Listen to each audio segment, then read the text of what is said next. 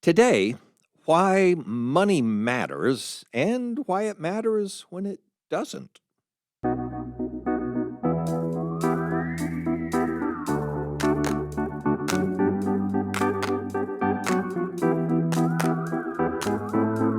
Welcome to Coffee with Creamer, where you get to sit down with our host, Dr. Barry Creamer, for a conversation about faith, life, and culture.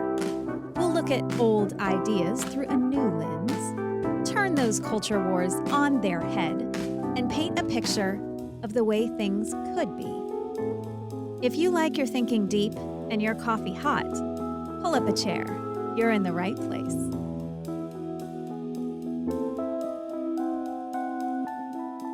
One of the ideas behind today's conversation, which is not a financial advisor's discussion, I'm the last person in the world who can give financial advice to anyone.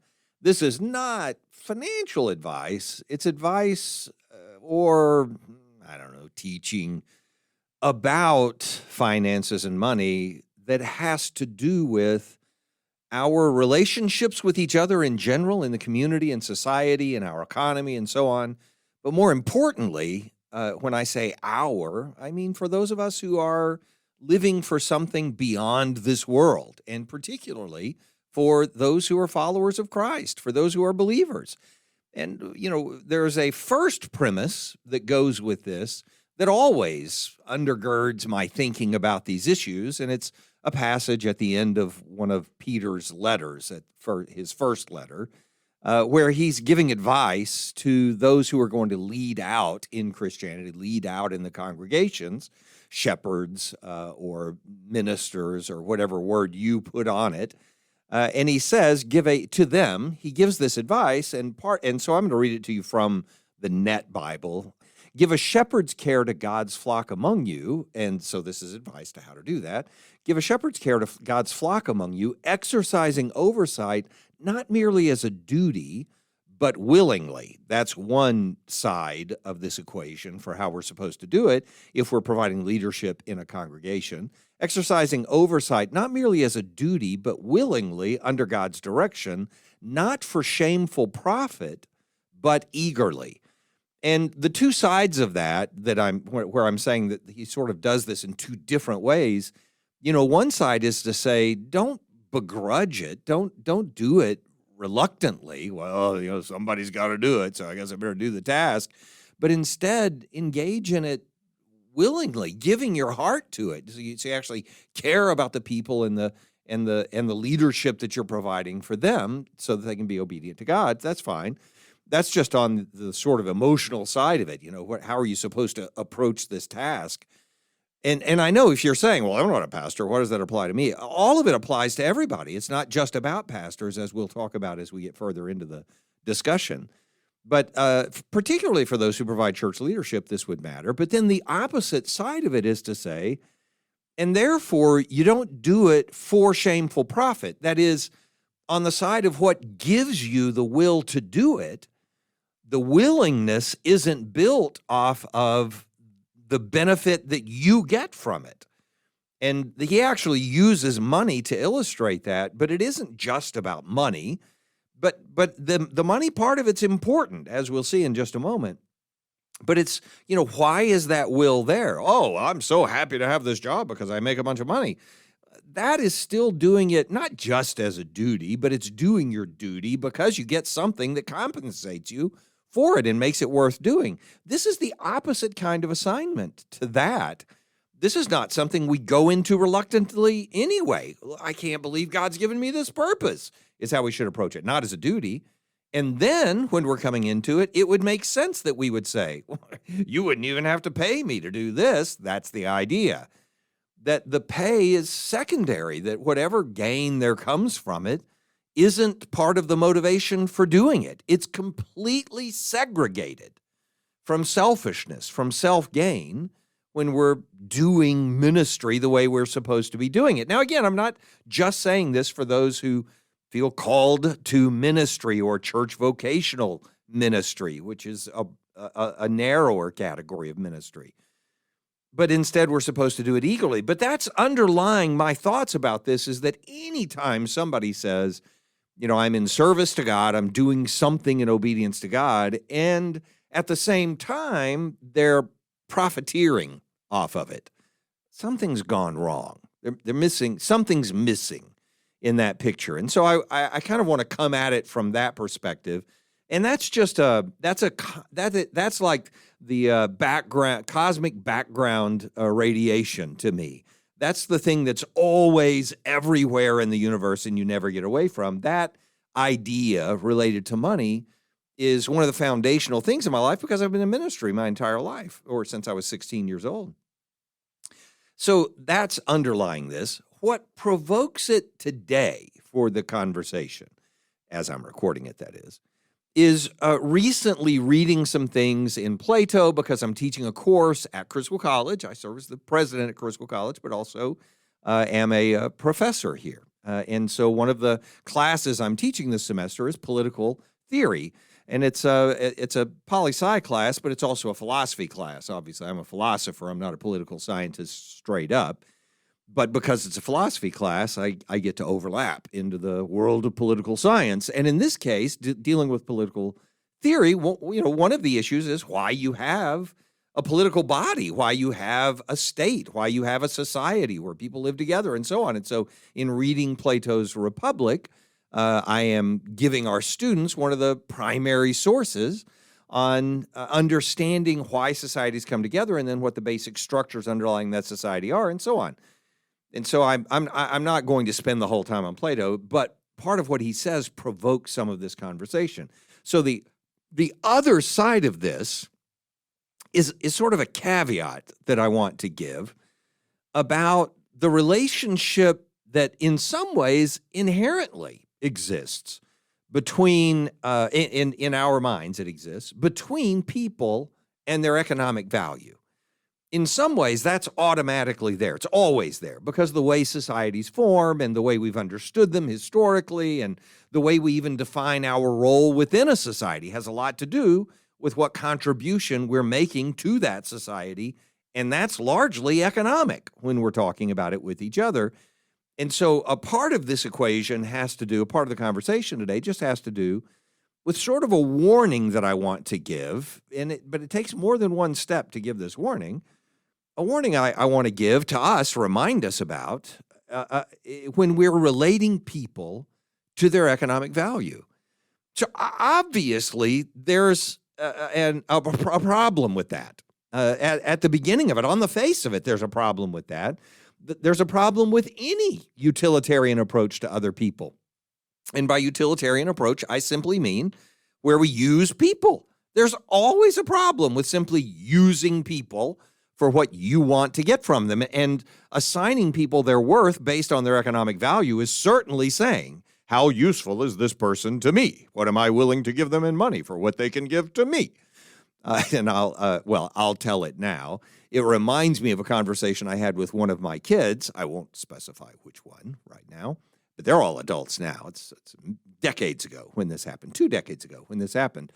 When I was going to resign at the church where I had served as a pastor for 17 years and take a new position at Criswell College. And I was telling the kids one at a time. My wife and I were telling them, and we would bring them in and just have a little conversation with them and so on. And I told one, and they were like, yeah, well, that's cool. But they were already out of high school. They were gone. And then another one who was leaving high school at the time. And it's like, oh, yeah, that's cool. That's interesting. I'm not surprised, blah, blah, blah.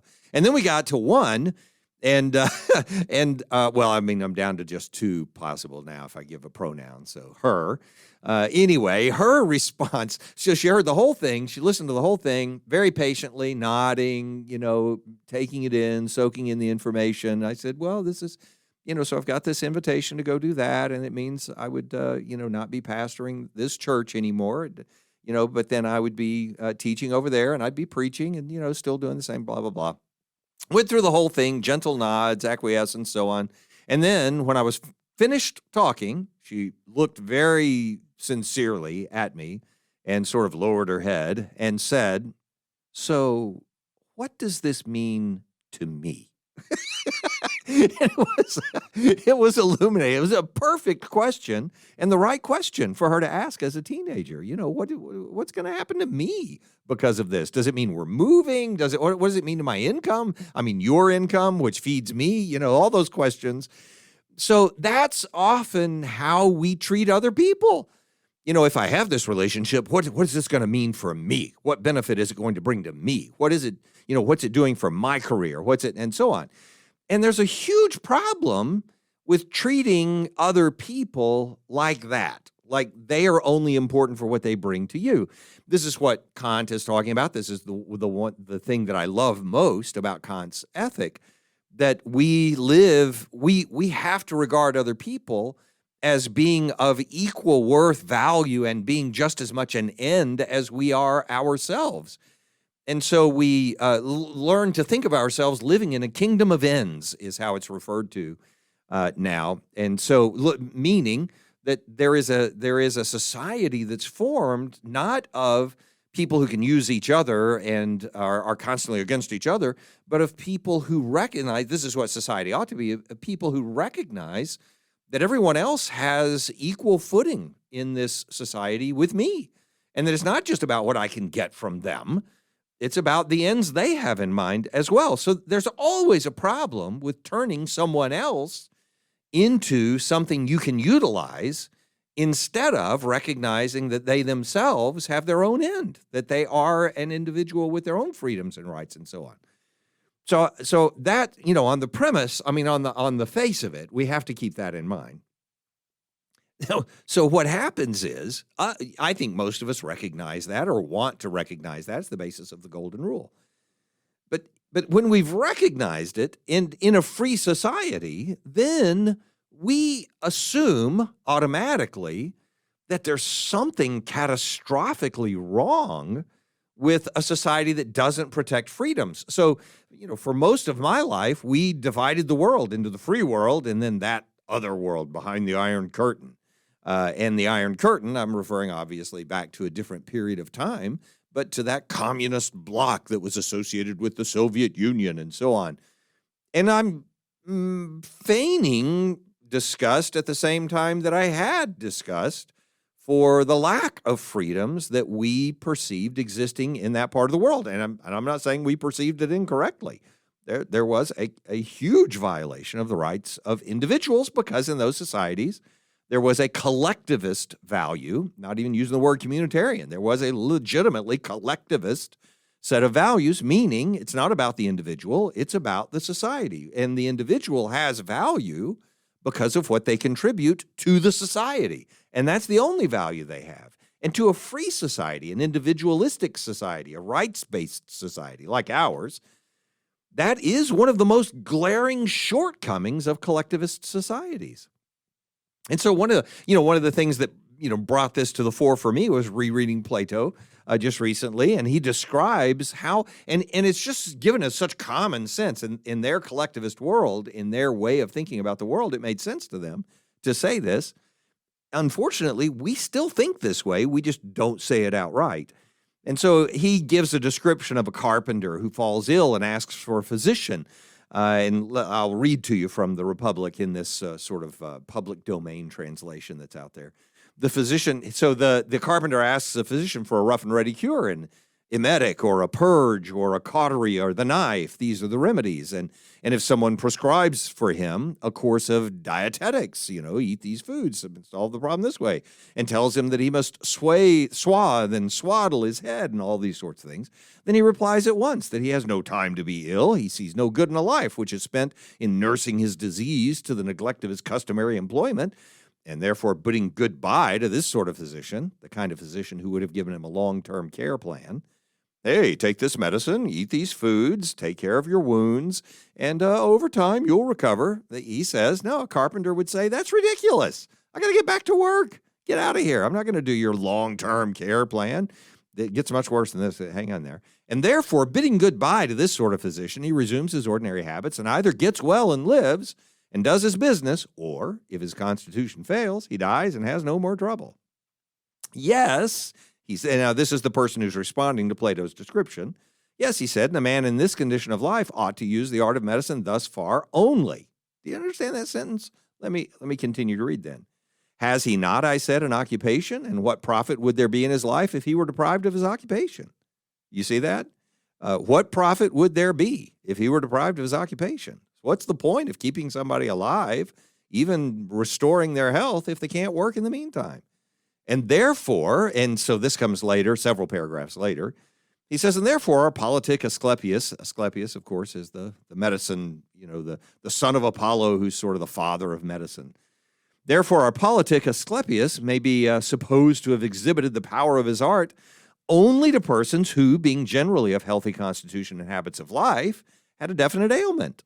Such as these he cured by purges and operations and bade them live as usual, herein consulting the interests of the state. But bodies which disease had penetrated through and through, he would not have attempted to cure by gradual processes of evacuation and infusion.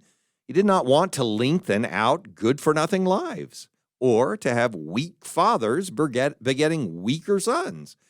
If a man was not able to live in an ordinary way, he had no business to cure him, for such a cure would have been of no use either to himself or to the state.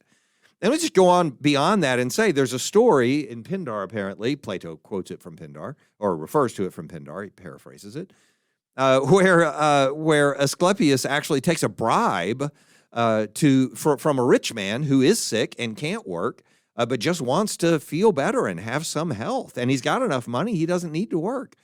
And Asclepius accepts the bribe. And Plato's response to that is to say, well, clearly this story is false because a god doesn't lie and doesn't cheat and doesn't do things that are wrong.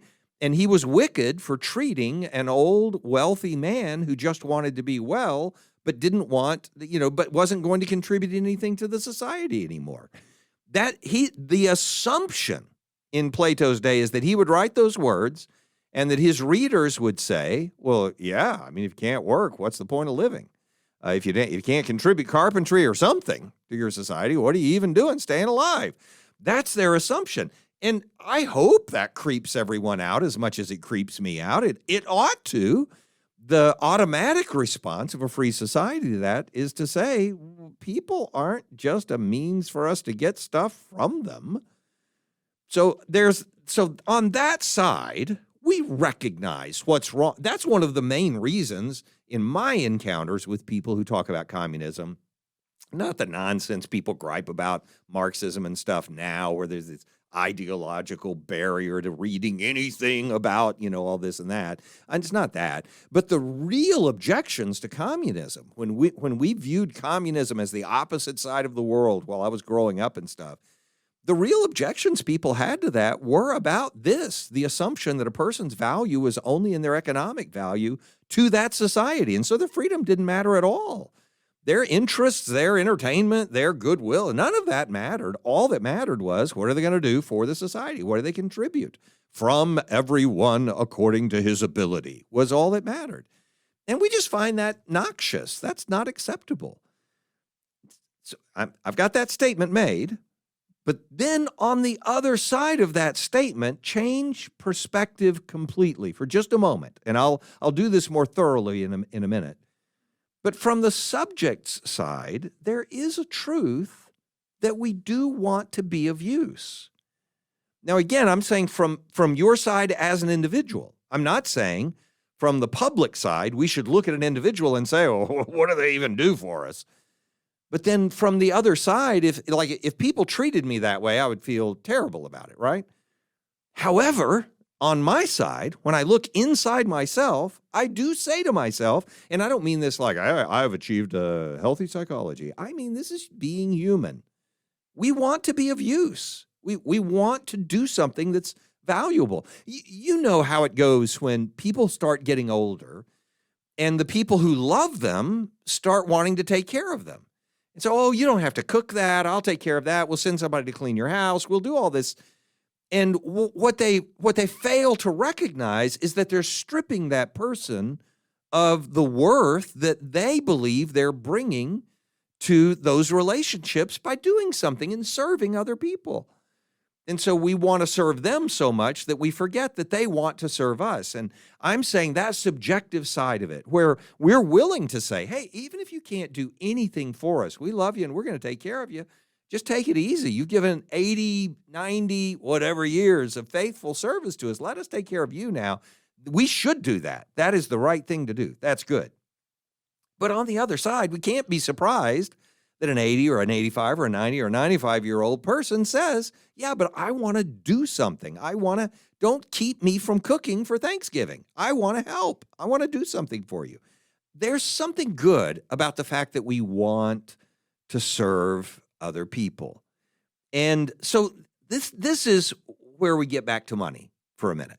Because some people just don't think through this. You probably have, but in case you haven't, let me just remind you about this. There is a good thing, and I actually brought this up when we talked about the problem with other people. We did a whole episode on how other people are important, and our interactions are important, and the fact that they put pressure on us is important to making us better people.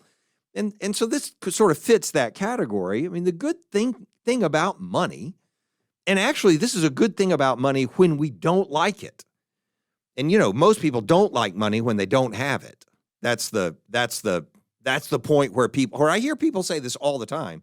And I'm around a lot of college students, so it comes out from a lot of college students. But it also comes out from a lot of younger people and from people who've been frustrated that they didn't get to go the direction they wanted to go with their career or their life or whatever, and they still don't have a lot of money. And the response is, I wish we didn't have to serve money. I wish this just wasn't the reason that I have to do the things that I do. And I understand it. Believe me, I'm not complaining that somebody has an emotion. You just have the emotions you have. It's fine. That's what I mean by when we don't like money, when people are saying things like that. But there's a good thing about money when we don't like it. And the way that I can communicate the good thing about money when we don't like it is by changing the question. So the way we think of the question is, about whether we should value others for what they do for us. That's obviously wrong. And what we're thinking sometimes is, well, it's wrong that I get pigeonholed into this thing that has to produce something that can give some money just so I can eat or so I can go have medicine or, whatever it is I'm trying to get to, which is usually not the thing that people are trying to get to. It's usually something beyond that. I'm not saying those things are bad. I'm just saying it's usually more than that. But whatever it is, we recognize this. That's wrong. If we're asking the question that way, should we value others for what they do for us? Of course not. But if we change the perspective of the question, then it makes more sense of the value money brings to the conversation, even when we don't like it. So let's change the question.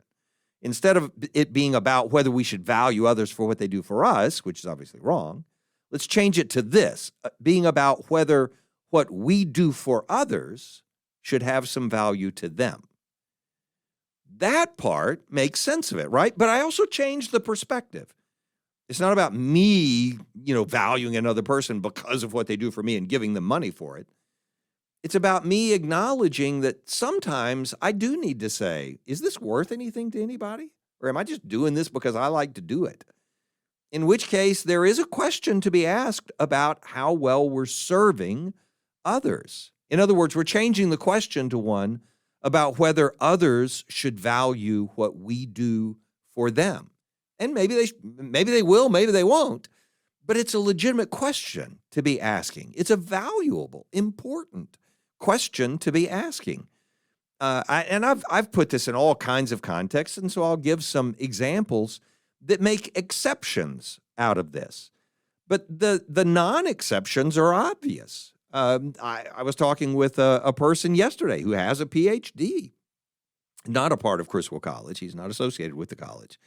But we were talking about education and things, and he was saying the shortage of technicians, of people who have skills in, whatever it is, plumbing or, being electricians or whatever the disciplines are. And I don't even know if those are the right ones. I'm going on what he said yesterday. But I do know there are cases where those are in short supply. And in those cases, what you have is people who are saying, how can I get somebody to come fix my plumbing? What do I do? And they're willing to pull out all kinds of money to get somebody over there because there is a value to that act of service. And the person who does it doesn't have to be saying, I just love pipes. Oh, I'm so eager to get down there and work with some pipes. They might do it for no reason other than that they need the money. but they end up serving the person that needs their pipes fixed because they need the money. And the money works to get people to serve each other's interests, even when we're not necessarily paying attention to each other's interests as interests. You get what I'm saying? Okay, so I'll leave that there. So you get that there's a value to money. There is a good side to the pressure that money puts on us because it sort of squeezes us into a corner where we have to say, man, I guess I'm going to need to do something for a while that other people value, which means it can squeeze us into a corner where we're thinking about others and what they want instead of just ourselves. And I'm not saying it's pleasant. I'm not saying I wish that I'm happy with that being the case. I'm not saying I want it to be the case. It just is the case. It just makes that happen. But there are exceptions, right? I mean, there is a reality where we need sometimes people to be able to say, I don't care whether there's any money there or not. I don't care if I starve to death. I'm going to do the right thing here.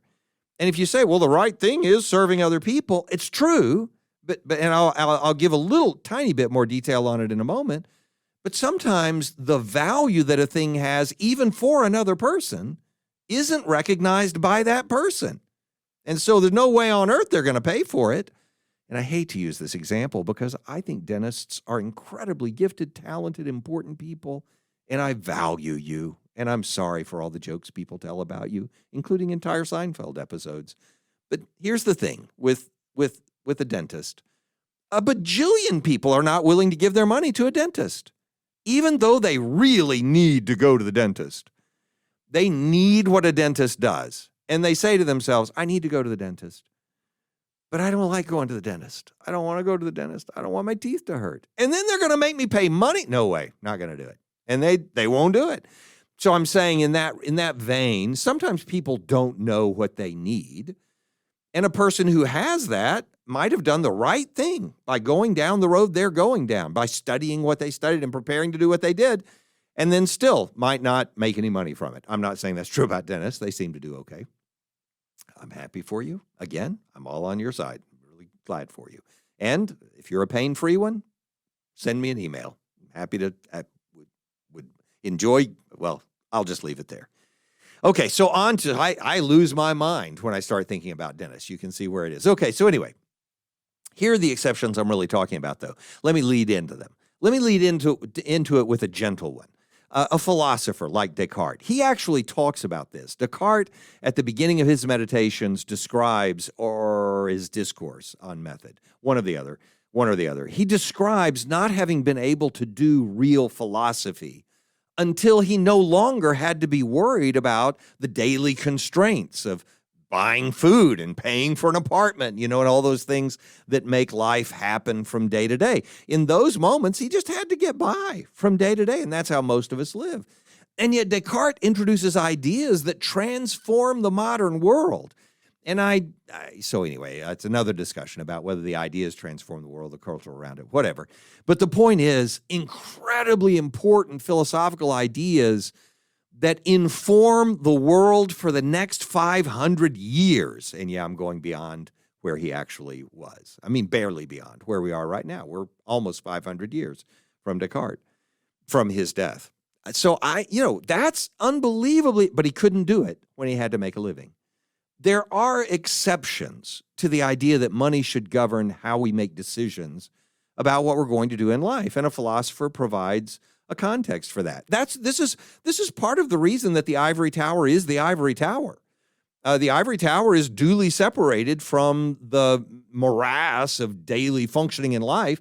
And I wish people understood higher ed that way. It's great that higher ed supplies workers for the workforce. It's great that we do rudimentary training, and I don't mean rudimentary like first grade, but that we do basic training for how to use your skills to function in the workforce today.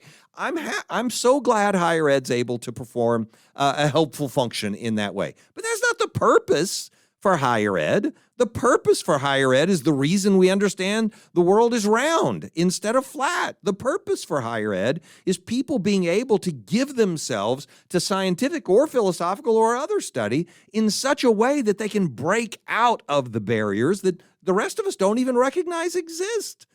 It's an incredibly important offering to give to a culture or society when people are able to do that. And so I'm just mortified when I hear political leaders, for instance, describing higher education in terms that make it nothing more than a business model. It's just losing the whole point of what's going on. Okay, I'll get off my high horse. I am the president of a college. I'm not, fortunately, in a public school, and I have tremendous support from my board. So I'm so grateful for the leadership we have here at Criswell and the freedoms we have. But you can understand why also on the other side of that, societies would begrudge those people who live up in that ivory tower and they don't have to put bread on people's tables. They're just up there speculating about flying to Mars and so on. I understand why people would say that, because there is a sense of uselessness in some of the things that are pursued. Why are they doing research on whether kangaroos can jump over this or that? You know, I'm sure there's some study on kangaroos jumping somewhere. So I get why people do that. So this is the idea. The fact, it's not just that Descartes had to wait. Obviously, he waited until he had patronage, by the way. He had a queen who invested in him, allowed him to be a tutor, and gave him freedom for studying at the end of his life. The fact that he couldn't focus, this is the point, the fact that he couldn't focus on the most serious philosophy that he wanted to do while he was making his work of economic interest to others. That's the point.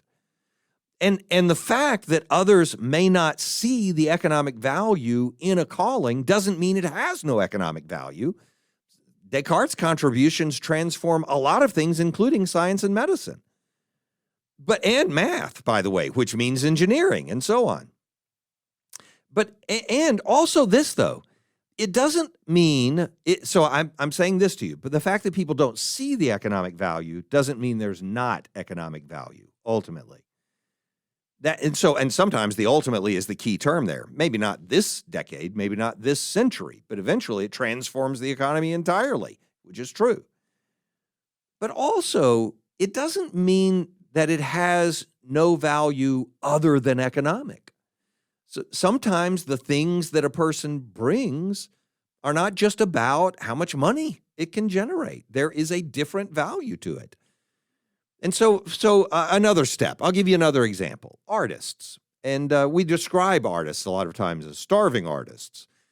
And sometimes we mean by that bad artists. But most of the time what we mean by that is somebody so committed to their craft that they don't give time to the basic needs of life, and that they're not known yet well enough to avoid the struggles that come with giving yourself that way to a craft like an art.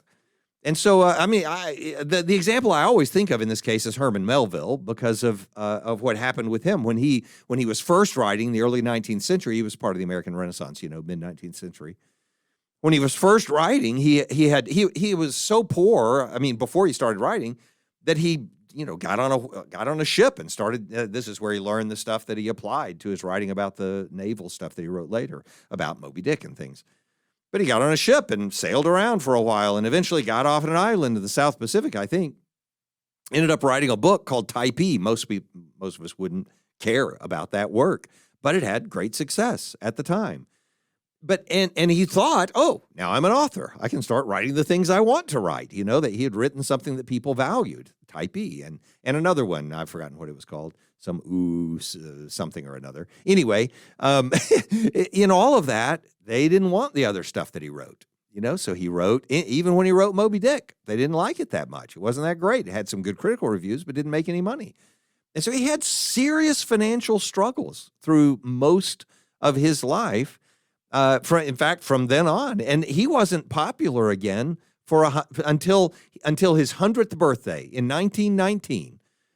Moby Dick was put out again and sort of advertised and promoted as this 100th anniversary celebration of Herman Melville, American author, blah, blah, blah. And he became the great success that people know him as now. That's after his death. He struggled for the rest of his life.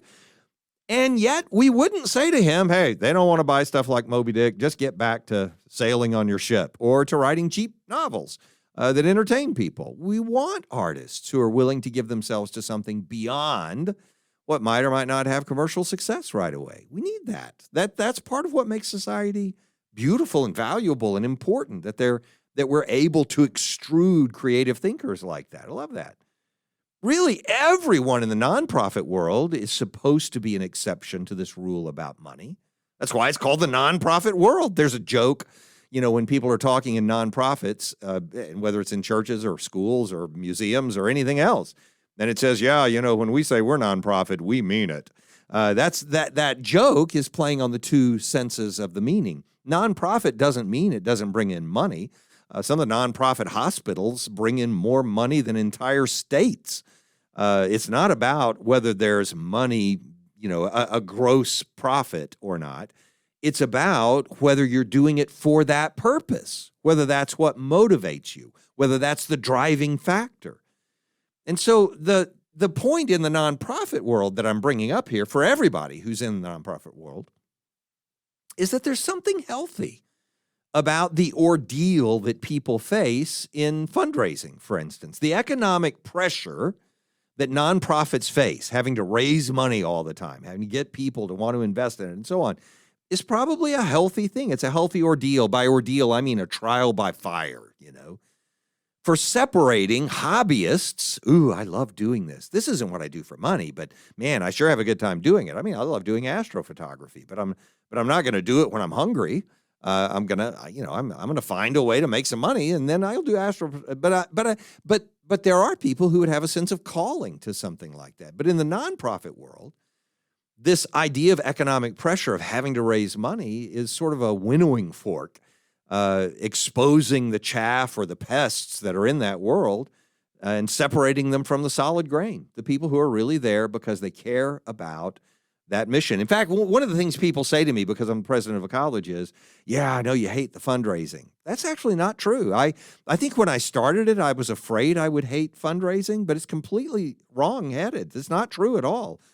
I love sharing what the college does with people and then simply saying to them, if this is something the Lord wants you to participate in, if this is something you want to give to, here we are. And we would love to have your support. We would love for you to be a part of that. Who wouldn't want to do that if you believe in what you're doing? And in the nonprofit world, that's what I mean by saying, if you really care about your mission, then the economic pressure is nothing more than a motivation to get out there and work harder and make things happen better and explain it better and make it sharper and so on like that. And if you're in it for the money, then fundraising is a headache because sometimes people give and sometimes they don't. Then if you're in it for the money, it's really frustrating when they don't. But if you're not in it for the money, you're like, hey, whoever is a part of this, we're glad to have them as a part of it. And whoever doesn't want to be a part of it, it wouldn't make sense for them to give to it. That's fine. And finally, to the thing that matters today, ministry itself. And so, ministers are not supposed to do things for money. This is what I was reading to you in 1 Peter 5.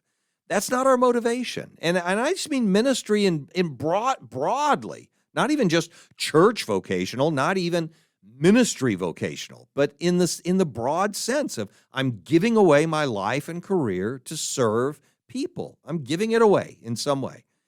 So this is why, by the way, I would say it's true about public servants. Public servants are supposed to be this way too. The people who work in government, they're not supposed to be doing it for the money. The nature of that role is that we're supposed to be serving the interests of the society, not seeing what we can get from it. So anyway, back to ministry. John the Baptist is my favorite example of it. I could read lengthy expositions about it, but you know what happens with John, the son of Zechariah, as Luke puts it. I think we ought to call him that. John, the son of Zechariah. I know, I'm not going to change habits, centuries-old habits. But still, he was living in the wilderness. He's declared by Jesus to be this person who's not like those you see dressed in soft clothing, living in the king's courts and declaring things to the people who are in town. You're going out to see a prophet and somebody more than a prophet. That means somebody who's not wrapped up in the system that's built into the world that we're a part of if we're living for that kind of stuff. So prophets were these people who lived beside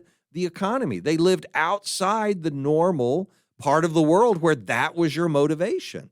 I think John Wycliffe is a great example of this. He's he's the guy that's associated with the first English translation of Scripture. He didn't do the whole thing himself, but he did most of it, and a lot of other people worked with him to finish it, or worked to finish it. He's a great testimony to martyrdom, to being a witness for Christ. But when he was younger and he was in dire straits for money, he was offered by people he was aggravating, and they wanted him to do his ministry elsewhere. He was offered significant income at a parish where he could have just made it easy. Most people would have said, absolutely yes, beautiful, powerful career ahead of me. This is the path to go. And he gave up that income, staying in debt, serious problems, so that he could be closer to Oxford for the rest of his studies and the work that he did in bringing us the English translation of the Bible. And by the way, lost out on other parishes after he graduated the same way, for the same reason, because of his values. And he struggled financially his entire life. And by the way, if you think, oh, well, it'll always come back to you, he died in huge debt. John Wycliffe. That's John Wycliffe. Wycliffe translate. You know Wycliffe, the name? This is not a man who went to his grave and said, oh, finally, I've achieved my reward. My family gets a huge inheritance. No, they inherited debt from Wycliffe because he wasn't there for the money. And he refused to be there for the money. And he paid the price of what it means to be in ministry. And so, it takes us back to 1 Peter 5 and the point that, so ministers don't do it for the money. And yet we got these ministers driving, Ferraris and stuff. And I've heard ministers say, I didn't take a vow of poverty. I'm not in that tradition. I don't follow the Catholic tradition. The Catholic Church is not inventing the idea of poverty by having a vow of poverty. Ministers have a unique and definite role within societies, regardless of where the society is and regardless of which religion it's in. So, on one side, there is the obligation that people have to take care of the people who minister to them. That's important. You can look it up. Galatians 6:6 talks about it. To the one who receives instruction of the word must share all good things with those who teach it. That's true. Philippians, I think Paul makes the point perfectly. You Philippians took care of me. You sent me these gifts. I really needed them. Thank you. But I'm not saying this because I seek a gift. Rather, I seek the credit that abounds to your account. And this is in the inspiration of the Holy Spirit, but also I think sincere from Paul personally. He's not looking for things for himself. And yet they did the right thing by taking care of him. So on that side, we know that. But on the minister side, on the other side, on the side of those who are giving themselves to serve others, it's not about seeking gain.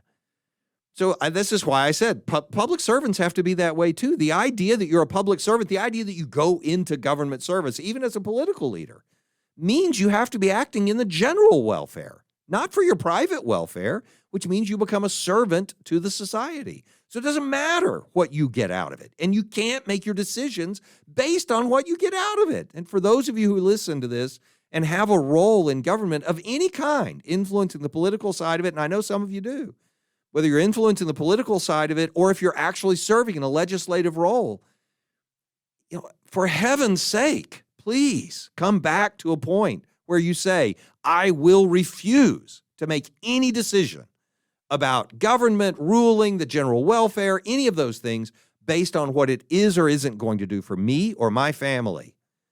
If you can't say that, you shouldn't be in public service. Okay, off of that soapbox. I'll get on a different one. It does apply not just to ministers who've given their lives to doing this, but to every servant of Christ who is a minister, to all believers. This is the point in 1 Timothy where he's telling ministers not to get caught up in greed, to think that godliness is a means of gain, in a quote from verse 5 in 1 Timothy 6, but instead to realize that godliness with contentment is great gain. We didn't bring anything into the world. We can't take anything out of it. He's saying that to ministers, but then he goes on and says what Timothy should be saying to everyone in his church, even those who are rich. Don't be haughty. Don't set your hopes on the uncertainty of riches, but on God, who richly provides us with everything to enjoy. Now, again, it's not saying you can't have money. It's not saying the money you have has to all go away. I'm not saying that. I'm not even implying it. I am saying it cannot be our summum bonum. It cannot be our goal. So here's the point I'm trying to make, and I'll conclude. Number one, that we be sufficiently circumspect to understand that money is an important part of indicating the value that we have for what others do for us. Meaning, we can't be so stingy that when somebody does something worthwhile for us, we're not willing to reward them for it. This is why we should be generous with the people who are around us and grateful for the ways they bless us and benefit us.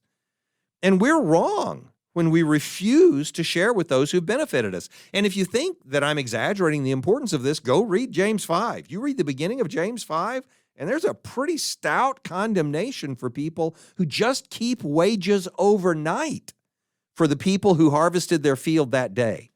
Don't hang on to it overnight. Give it to them when they earn it, right then. And so I'm not prescribing a different model of paychecks here. I'm just saying that's how important the issue is. We should recognize that money is an important part of how we can indicate to others the value of what they've done for us. That's good. This is a good thing that we may have to consider this is the other side of that. This is still on the good side of the money pressure, that we may have to consider our role and its value when we're facing financial constraints. Consider. It doesn't mean abandon. Doesn't mean that the money becomes the only guide, but consider when there's financial constraint, why is it that I'm not contributing enough to get something back out of this? And there may be a good reason. There may be reasons that you have no control over. There are certainly those in an unjust society that happens. I've talked about that in a lot of previous episodes, and I would love to give more detail to it today. We don't have time for it. But there are a lot of ways built into an unjust, I'm going to mention just this much of it. There are a lot of ways built into an unjust society that prevent money from flowing freely to the things that actually are most valuable. That's fine. That doesn't change the fact that some money can get there and that we ought to care about that money. I mean, you think about how complex an economic system is. Acts of creation and distribution and service and support and labor and management and investment and then research and marketing and all of that. And knowing that every person who contributed along the way to make it happen, it's not realistic to think that, the money's going to flow freely to everybody proportionately with the value of what they brought to that world. It's like thinking that the offensive linemen are going to make as much money as Dak Prescott. I mean, it's just not going to happen. And is that fair? Well, I mean, this year it's not a good year to ask the question, so we'll talk about it later. Okay, so one side of the conclusion is to say, let's be more circumspect about the value money does bring to the equation, and that it's important for us to care about how we're paying people and giving money and using that money, and also what that money might be saying about the value that we're bringing to others if it's not coming in. So that's good. But the other side of this that I think is equally important is us remembering, and this is not so much about money as about being able to extract our own interest from our decisions. That's hard. Extract our own interest from our decisions. Nevertheless, not my will, but yours. That's what that means. Extract our own interest from our decisions when we're followers of Jesus. That is, that we occupy, and not by ourselves. I mean, let's be honest, that we occupy along with public servants and artists and prophets and others a distinctive place beside society, not just in it. We are in it also, but we are also sort of beside it. As Christians, this is inherently true. We're citizens of two kingdoms. And people ought to be able to relate to us as somebody who's not completely trapped in the morass that defines the rest of the world. And so that's being able to extract our own interest from the decisions we make as followers of Jesus. And therefore, I'll close, that we become those who deny ourselves, take up our cross every day, and actually follow Him.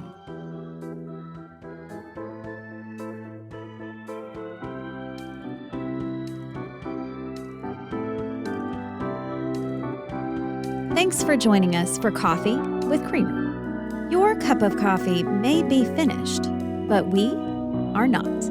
Come back next week for a refill as we sit down to examine a new set of ideas and cultural issues. Don't miss an episode. Subscribe wherever you get your podcasts or visit our website at barrycreamer.com. Until next time, keep your mug hot and your mind sharp.